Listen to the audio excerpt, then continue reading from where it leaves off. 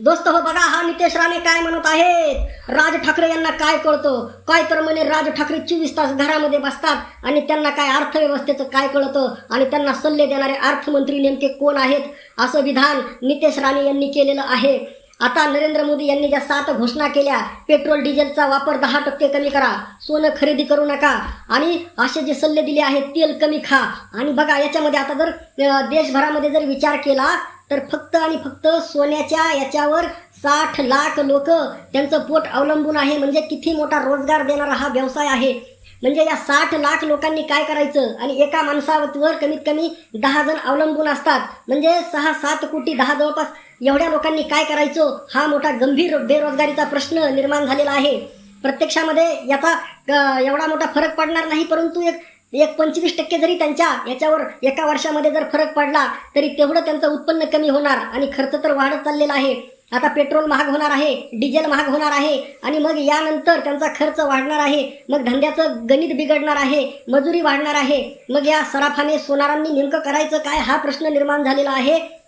आणि राजसाहेब ठाकरे यांनी भाष्य केल्यानंतर, त्याचबरोबर शरदचंद्रजी पवार साहेबांनी भाष्य केल्यानंतर नितेश राणे असे बेळातून बाहेर आले आणि मोदी यांनी जे काम केलं ते कसं विश्वगुरू आहे, कसा फायदा आहे हे सांगू लागलेले आहेत. आपण हिंदुत्ववादी म्हणून मोदींना मतदान दिलं. आणि बघा आता नितेश राणेंना हेच माहीत नाही की पहिल्यांदा नरेंद्र मोदी जे प्रधानमंत्री झाले ते केवळ आणि केवळ राज ठाकरे यांच्यामुळे झाले. बघा निवडणुकीच्या अगोदर राज ठाकरे यांना गुजरातला बोलवलं, तिथं काय केलं, त्यांना ठराविक चांगले पॉईंट दाखवले. नरेंद्र मोदी यांनी कसा विकास दाखवलेला आहे, विकास केलेला आहे. जो स्लम एरिया आहे तिथं झाकून टाकलं आणि मग राज ठाकरे पण प्रभावित झाले. चांगला एरिया पाहिल्यानंतर त्यांनी नरेंद्र मोदीची स्तुती केली. आणि आपल्या या देशामध्ये 2च व्यक्ती अशी आहेत ज्यांनी काही विधान केलं, अगदी साधं ट्विट जरी केलं, अगदी साधी फेसबुकला जरी पोस्ट टाकली तरी त्याची चर्चा ही महाराष्ट्र नाही देश पातळीवर होते.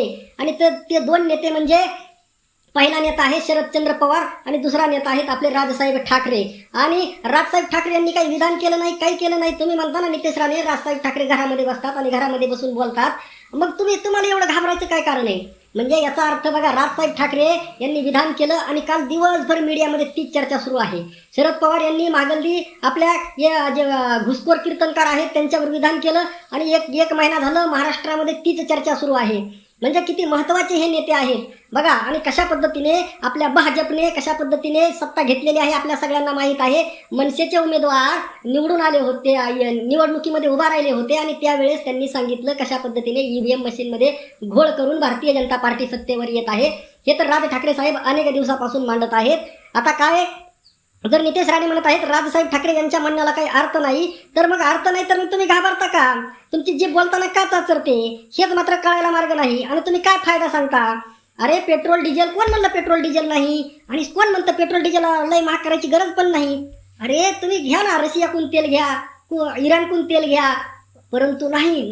पार काय कोणती फाईल आहे नरेंद्र मोदी यांची त्यांच्याकडे अडकलेली, डोनाल्ड ट्रम्प तात्याकडे, इस्रायलकडे. तेल घ्यायचं, आमच्याकडून घ्यायचं, पुन्हा महाग घ्यायचं, पुन्हा अंतर इतक्या लांबून तेल आणल्यानंतर त्याचं भाडं वाढतंय, सगळं वाढतंय, किंमत वाढती. आणि मग इथं आपल्या देशावर त्याचा किती मोठा दूरगामी परिणाम होत आहे याचा विचार कधी सरकार करणार आहे का? अरे सोनं घेऊ नका, कमी खा असं म्हणल्याने कुठं होतं का? अरे धोरण करते नरेंद्र मोदी सत्तेमध्ये बसलेले आहेत, मग सत्ता कशासाठी असते? धोरण राबवण्यासाठी. तुम्ही घ्या ना निर्णय, आजपासून भ्रष्टाचार बंद, आमचा एकही मंत्री एकही आमदार भ्रष्टाचार करणार नाही. आता आमदाराने जर आणि मंत्र्याने जर भ्रष्टाचार बंद केला तर खालच्या अधिकाऱ्याला बंद करावा लागतोय. फार गल्लीपासून दिल्लीपर्यंत भ्रष्टाचार बंद होईल आणि हा पैसा सरकारला वापरामध्ये येईल. या देशामध्ये झाडाचा घोटाळा असेल, पर्यावरणाचा घोटाळा असेल, डांबराचा घोटाळा असेल, रस्त्याचा घोटाळा असेल, एवढे करोडो नाही अब्जावधी रुपयांचा घोटाळा सुरू आहे. मग हा पैसा नेमका कुठं जातोय? यामुळे देश नेमका खड्ड्यामध्ये कशामुळे चाललाय हेच कळायला मार्ग नाही. पेट्रोल डिझेलमुळे देश नाही खड्ड्यामध्ये चालला. पेट्रोल डिझेल हा अर्थव्यवस्थेचा सध्या कणा आहे. लोकांना आता उलटं पर्यटन, तुम्ही जर गेला नाहीत, आता तुम्ही घर सोडून समजा पंढरपूरला गेला नाहीत, काश्मीरला फिरायला गेला नाहीत, आसाममध्ये फिरायला गेला नाहीत, मग तिथले उद्योगधंदे, हॉटेल हे कसे चालणार? म्हणजे लोकांना जावंच लागतंय, बाहेर पडावंच लागतंय. मी तुम्हाला सोन्याचं मोगात सांगितलं. आणि खाद्यतेल तुम्ही वाढवा ना, भारतामध्ये खाद्यतेल कशा पद्धतीने निर्माण करता येईल हे करा, परंतु ते काही करायचं नाही. आपले मोबाईल, आपण हे जे मोबाईल वापरतो ज्याच्यामधून आपण मी व्हिडिओ बनवतोय, आणि ते मोबाईल कुठं तयार होते? चीनमध्ये. आणि तुम्ही इथं मोठमोठे हब टाका ना, तिथं करा ना, मोबाईल निर्मिती करा, हे करा. चीनमधून जे इलेक्ट्रॉनिक्स एवढ्या वस्तू येतात इथं भारतामध्ये निर्माण करा, त्याचं प्रोडक्शन करा, तिथं तुमची बुद्धी वापरा. म्हणजे तुमचे अब्जावधी रुपये यामधून वाचले जातील, ही दूरदृष्टी यांच्याकडे नाही. ही दूरदृष्टी शरद पवार यांच्याकडे आहे, ही दूरदृष्टी राज ठाकरे यांच्याकडे आहे. परंतु यांच्याकडे कसलीही दूरदृष्टी नाही. आणि नितेश राणे जे आता विरोधी पक्षामध्ये असताना आपल्या देवेंद्र फडणवीस यांना काय काय काय काय बोलत होते. हा फडणवीस नावाचा माणूस कधीही मराठ्यांना आरक्षण देणार नाही, अशा पद्धतीची फाड फाड भाषा करणारा आज देवेंद्र फडणवीस यांची स्तुती करता करता करता करता पार थकून जात आहे. म्हणजे फक्त हे जसा एखादा ड्रामा असतो का चित्रपटामध्ये, सलमान खान माहिती आहे तुम्हाला, तो सलमान खान एका चित्रपटामध्ये पोलीस झाला, तोच सलमान खान एका चित्रपटामध्ये डाकू झाला, तोच सलमान खान एका चित्रपटामध्ये डॉक्टर झाला.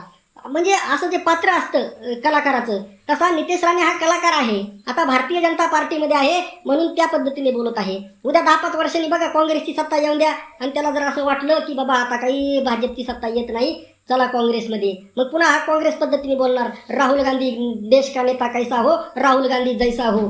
आणि अशा पद्धतीचे हे रंग बदलू सरडे आहेत. परंतु आपल्या राजसाहेब ठाकरे तसे नाहीत. जे चूक आहे ते चूक आहे, जे बरोबर आहे ते बरोबर आहे. मग सत्ता कोणतीही असो, सरकार कोणाचंही असो, खऱ्याला खरं म्हणण्याला हिंमत लागते भाऊ. इतकं सोप्या गोष्टी नाहीत ह्या. आणि खऱ्याला खरं म्हणणारे शरद पवार आहेत आणि राज ठाकरे आहेत. त्यामुळे जनते हो, लोक हो, तुम्ही विचार करा. हे आपल्याला सांगतात हिंदू हिंदू हिंदू हिंदू, परंतु यांना हिंदूशी काही देणं घेणं नाही. इथं शेतकऱ्याचा कांदा जर तुम्ही बघितला तर 1 रुपये किलो कांदा चाललाय. यांना काही द्या ना, ते सगळे शेतकरी हिंदू आहेत. मुसलमानाला 1 रुपया देऊ नका आणि सगळ्या हिंदू शेतकऱ्याला 1-1 लाख रुपये द्या एकरी. कुणी अडविलंय का? पण यांना काही देणं घेणं नाही. यांना फक्त स्वतःचे मोठमोठाले हाफिसं तयार करायचे, तर स्वतःचे पोटं भरायचे. यांच्या गाड्यांचा ताफा बघितला ना, निघाल्या गाड्या 10-10, 20-20 गाड्या महाग मंत्र्यांच्या. तिथं डिझेल जळत नाही. निवडणुकीमध्ये कोट्यावधी रुपये खर्च करतात हे लोक. इतका खर्च करतात आमाप बेमाप. म्हणजे आमदारकी जर निवडून यायचं म्हटलं तर जवळपास 100 कोटी रुपये हे खर्च येतं.